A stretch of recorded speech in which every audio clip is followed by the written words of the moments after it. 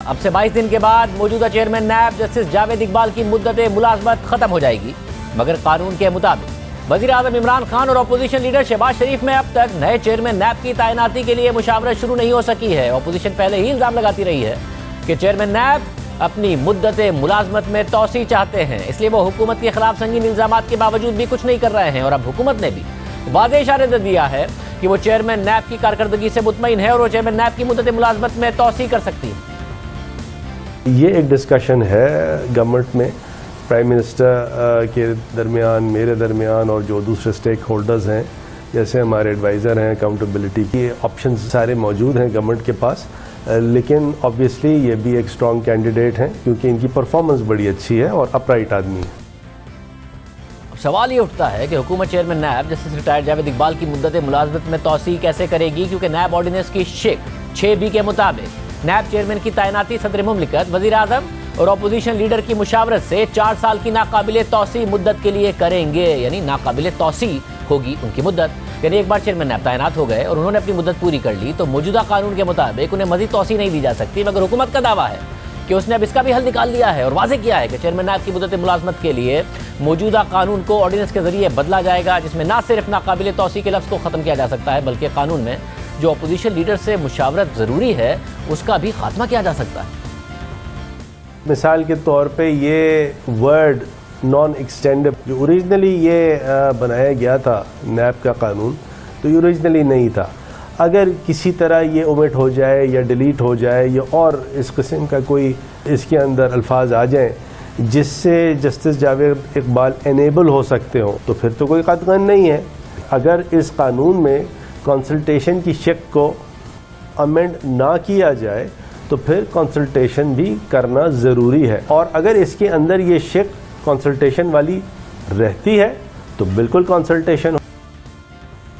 यहाँ फिर एक सवाल उठता है कि ऑर्डिनेंस की मुद्दत खत्म होने के बाद क्या होगा। इस हवाले से हुकूमत ने इशारा दिया है कि ऑर्डिनेंस के बाद एक्ट ऑफ पार्लियामेंट आया जा सकता है, यानी पहले ऑर्डिनेंस के जरिए तोसी दी जा सकती है, फिर इस तोसी को मुस्तकिल कानूनी जवाब देने के लिए एक्ट ऑफ पार्लियामेंट का रास्ता अख्तियार किया जा सकता है। यानी चेयरमैन नैब को ओहदे पर बरकरार रहने के लिए मुस्तकिल तौर पर हुकूमत का सहारा चाहिए होगा और एक्ट ऑफ पार्लियामेंट जब तक नहीं लाया जाएगा तो उनके ओहदे पर तलवार लटकती रहेगी। लेकिन अगर ऑर्डिनेंस के बाद हुकूमत एक्ट ऑफ पार्लियामेंट के जरिए कानून मंजूर कराना चाहती है तो अपोजिशन की मदद के बगैर ऐसा कैसे मुमकिन होगा। ये सवाल अपनी जगह बरकरार है। इस हवाले से द न्यूज़ के एडिटर इन्वेस्टिगेशन अंसार अब्बासी की खबर के मुताबिक अगर हुकूमत जस्टिस जावेद इकबाल की मुद्दत की मुलाजमत में तोसी करती है तो हुकूमत पार्लियामेंट के जरिए कानून में तरमीम को तरजीह देगी, मगर सेनेट में हुकूमत के पास अक्सरियत नहीं है, इसलिए हुकूमत पार्लियामेंट के मुश्तरका इजलास का ऑप्शन चुन सकती है। अगर हुकूमत पार्लियामेंट के मुश्तरका इजलास के जरिए कानून साजी की कोशिश भी करती है तो भी उसे अपने इत्तेहादियों की जरूरत होगी। तो क्या इत्तेहादी इस मामले में हुकूमत का साथ देंगे? कौमी असम्बली में हुकूमत की एक बड़ी इत्तेहादी काफ लीग है और उनके सीनियर रहनुमा यानी चौधरी बरादरान एक अरसे तक नैब की तहकीकात का सामना करते रहे, मगर हाल ही में नैब ने चौधरी बरादरान के खिलाफ तमाम केसेस बंद कर दिए थे। पहले गुज़िश्ता साल सितंबर में नैब ने खुद ही चौधरी बरादरान के खिलाफ बैंकों से कर्ज हासिल करने की इंक्वायरी बंद की, मगर आमदनी से ज़ायद असासाजात और गैर कानूनी भर्तियों की तहकीकात जारी रहीं। फिर नवंबर 2020 में एक बार फिर काफ लीग की वफाकी हुकूमत से नाराजगी की खबरें सामने आईं और काफ लीग ने 5 नवंबर को वज़ीर आज़म के ज़ोराने में भी शिरकत नहीं की। उसके चंद हफ्ते बाद 25 नवंबर को वज़ीर आज़म इमरान खान खुद लाहौर पहुंचे और काफ लीग की क़यादत से मुलाकात की। फिर 17 दिसंबर को नैब ने लाहौर हाईकोर्ट को बताया कि चौधरी बरादरान के खिलाफ गैर कानूनी भर्तियों का केस बंद कर दिया गया है और सिर्फ आमदनी से ज़ायद असासाजात केस की तहकीकात जारी है। फिर रवा साल जनवरी में नैब ने लाहौर हाई कोर्ट को बताया कि चौधरी बरादरान के खिलाफ आमदनी से ज़ायद असासाजात केस भी बंद कर दिया गया है।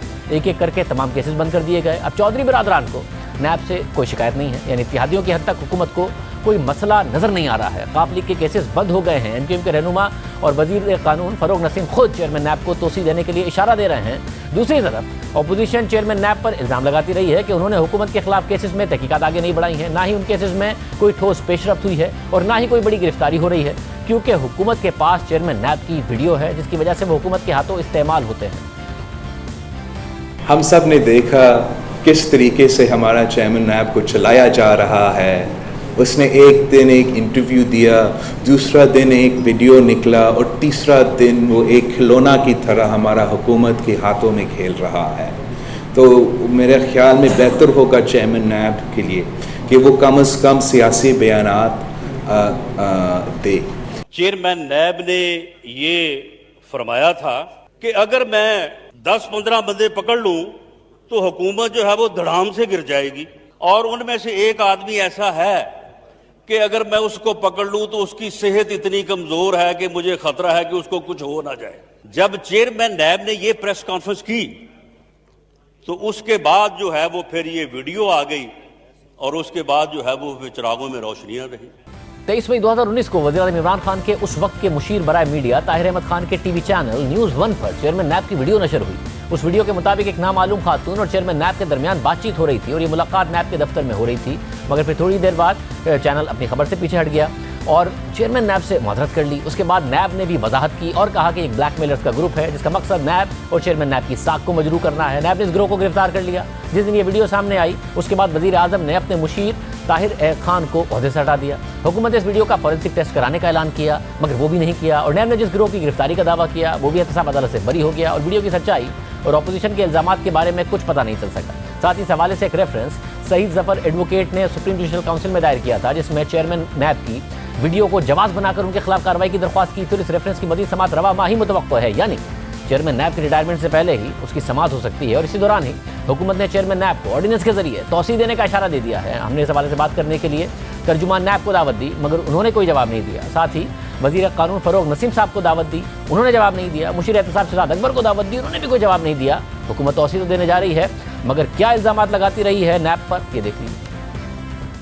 फैसले तेज इसलिए नहीं हो रहे थे क्योंकि ब्यूरोक्रेट्स डरे हुए थे। नैब की वजह से सारी ब्यूरोक्रेसी के अंदर एक खौफ चला गया कि कोई भी पकड़ा जा सकता है। नैब सर वो सिर्फ तरक्याती अखराजात नहीं है, सिस्टम जो है वो फ्रीज होके रह गया है। सरमायाकारी करने से लोग डर रहे हैं। बिल्कुल 100% ये दुरुस्त बात है कि नैब का खौफ है। बहुत ज़्यादा इम्पैक्ट है ब्यूरोक्रेसी की। बहुत सारे काम जो कि जल्दी हो जाने चाहिए वो महीने लग जाते हैं, इसलिए कि हर कोई एक प्रोसीजर जो है वो उससे 1 इंच आगे पीछे जाने के लिए तैयार नहीं है। आपको भी नजर आ रहा है कि बड़ा मुश्किल है ब्यूरोक्रेसी के साथ काम कराना इस वक्त नैब की वजह से? बिल्कुल नहीं करे काम। लोग डर गए हैं जिस तरीके से कुछ लोग जो हैं ट्रीट हुए हैं चंद सालों में, तो ये डर तो है। ये जितने भी गवर्नमेंट के इदारे हैं उसके अंदर प्रॉब्लम, हमें क्वालिटी का CO लाना बड़ा मुश्किल हो गया ये नैब के खौफ से। ML बनना बहुत ज़्यादा ज़रूरी है, आप उस पर काम कर रहे हैं। सरकारी अफसरान परेशान हैं, ब्यूरोक्रेसी नैब की वजह से परेशान है, काम सुस्त हुआ है कि खदशात हैं इस वक्त ब्यूरोक्रेसी के बहुत ज़्यादा। नैब जो है, नैब से ब्यूरोक्रेसी ने हैंड्स अप कर दिए हैं और ब्यूरोक्रेसी जो है वो